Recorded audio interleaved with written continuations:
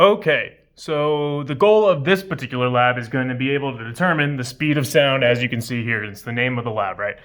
So how are we going to be able to do this? We have two separate equations that we're going to be using in this lab to determine the speed of sound. The first one is going to be the one that we're going to use to get the accepted value. Okay, so this one is going to be the following: 331.4 plus 0.6 times T, where T is going to be the temperature of the room. Okay, let's go ahead and write that down. T is temp of room. All right, so to get our accepted value for velocity, all we got to do is use a thermometer to find out what the temperature is in the room, and then we can plug that temperature in here, and we'll get a value for velocity. So that one is simple enough. The next equation that we're going to use, and the one that we're going to find experimentally, is the following, where V is going to be equal to the frequency of our wave, because sound is a wave, times the wavelength lambda. Okay. So let's talk about what the frequency and what the wavelength are. All right, and to do that, let's go ahead and draw ourselves a wave. So here we're going to have a wave, a sine wave, just as an example, oscillating back and forth. Okay, now the frequency is going to be the number of cycles in 1 unit of time. So it's how many of these complete cycles can I squeeze into 1 second, basically. Okay, so that's what our frequency is. It's a measure of how fast is it oscillating back and forth. All right, the wavelength lambda is going to be the length of 1 cycle. Okay, so what do I mean by a cycle, right? It's one complete cycle is whenever it comes all the way up, crosses the x-axis, comes all the way down, and then comes back. So before it repeats itself, that's going to be one full cycle. You can see at this point here, it's going to then repeat itself. So our wavelength is going to be this length right here. Okay, now in this lab, we're going to be dealing with standing waves. Okay, and so standing waves, let's say that there's some barrier here, right? So we're going to ignore everything to the right. A standing wave is going to enter, and then it's going to reflect off of some surface, and then whenever it reflects off the surface, it gets reflected across the x-axis. So this wave is coming in, it hits this surface that we just drew in, and it's going to get reflected, but now it's going to come back in the opposite way. So it'll look something like that. So for a standing wave, one full wavelength looks like a figure 8, okay? So what we want to do now is use this information that we now know about frequency and wavelength in order to determine our velocity v. So to do this, we're going to have a tube.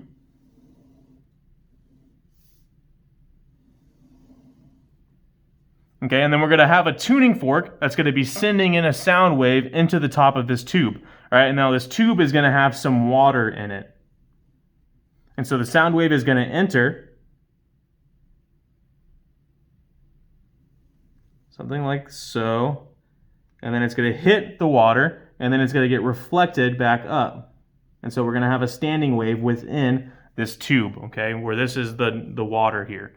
Now, what we're going to be looking for is what we call resonances, okay? And we can use these resonances, or these points where the tube is resonating with our specific frequency in order to determine wavelength. Because it turns out that these resonance points occur whenever I have what's called an antinode at the top of the tube and a node wherever the water is.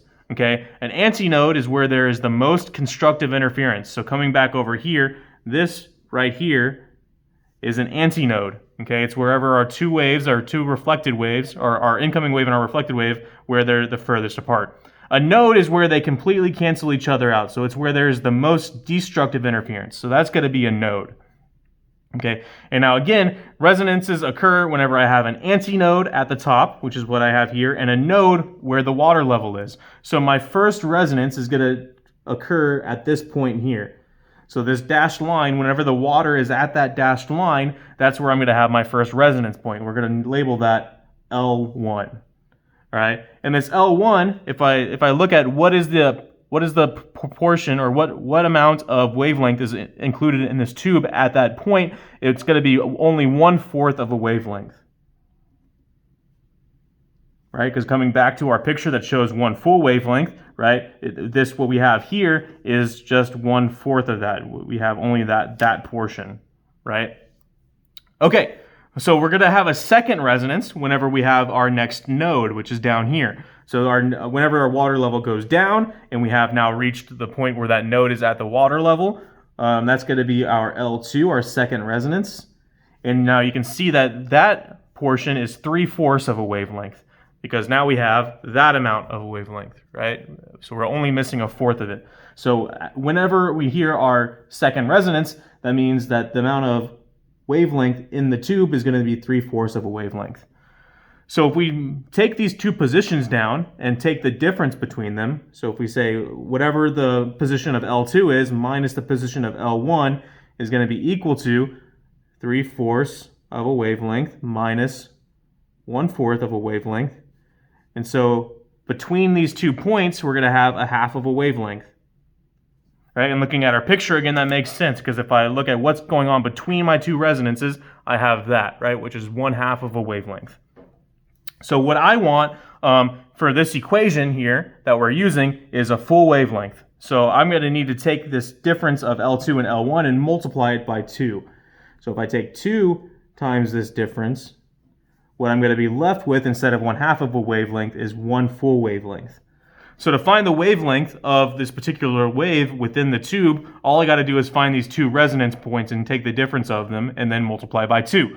Now to get the frequency, it's just going to be whatever the frequency of the tuning fork is. So that's going to be given to you. So really, this entire lab boils down to finding this wavelength in order to find this velocity. And once we have found our wavelength, we just multiply by the given frequency on our tuning fork, and that'll give us our experimental velocity that we can then compare to our accepted velocity that we found using this equation here.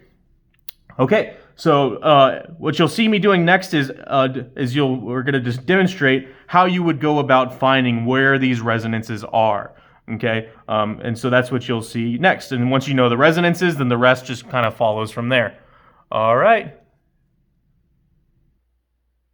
Okay, so this is going to be the setup that we're going to use in order to determine those resonance points, in order to determine the wavelength of each of these tuning forks. So we have 2 tuning forks here, and on each of these tuning forks, you can see that the frequency is marked on the front of them. So the frequency is given to us with these 2 tuning forks. So that is easy enough to determine. Now the hard part is determining where are these resonances, right? So here's our tube, it's filled with water. We can change the level of the water in this tube by changing the level of this cup. So if we move this cup up, the water level in the tube is going to raise up, and if we move this cup down, the water level in the tube is going to raise down, because the level in the tube wants to be at the same level that's in this cup. Okay, so that's how we're controlling the level of the water within this tube. Now, what we want to do is we're going to strike these tuning forks and hold it over the opening, and that's going to send that wave into the tube. Now these resonances are going to occur whenever the sound of the tuning fork is the loudest, right? So we're going to have to, it's going to be kind of a juggling act here. We're going to have to watch where's the water level at whenever we hear the tuning fork at its loudest. So let's go, we're going to do the 480 first. So let's go ahead and unscrew this. And now you're going to listen, and hopefully you can hear whenever this gets louder.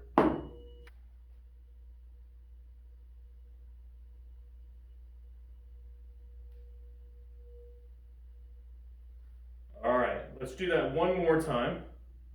It was kind of there. See if we can make it more obvious.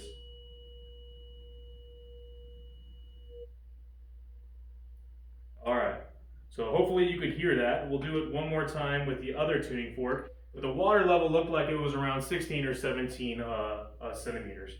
Okay, all of these recordings are done for you and are on your PDF. So you would do that 3 different times for the first resonance, Okay, and the second resonance you would find the same way, but you would lower the water level down even further. Okay, it's going to be located even further down on the tube. Let's go ahead and show you with the 384 now and see if we can find the first resonance for this guy.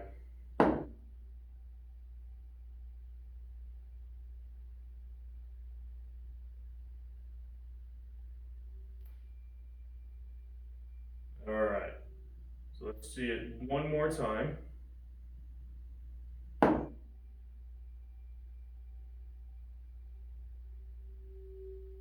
think that one should have been a pretty good one. Hopefully you heard that one.